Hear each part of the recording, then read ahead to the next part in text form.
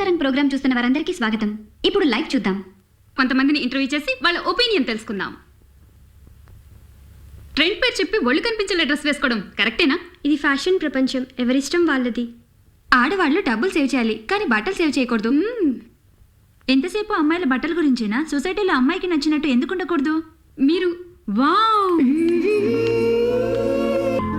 నేను ఇంతకు ముందు చూసిన వారంతా స్కర్ట్స్ జీన్స్ వేసుకున్నారు. మరి మీరేంటి అమ్మమ్మలాగా శారీ కట్టుకున్నారు? శారీలు కట్టుకున్నంత మాత్రాన అమ్మమ్మలు కారు. చీరల కోసం ఆడది పుట్టకపోయినా ఆడదాని కోసమే చీరలు పుట్టాయి. ఇంతకుముందు 7 గజాల చీరలు 6 గజాల చీరలు కట్టేవారు. ఇప్పుడు ఖర్చీఫ్ అంత క్లాత్లు కడుతున్నారు.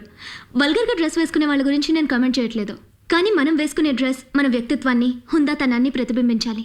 ఎందుకంటే మనం వేసుకునే డ్రెస్ని బట్టే ఎదుటి వాళ్ళు మనకి రెస్పెక్ట్ ఇస్తారు. Very good.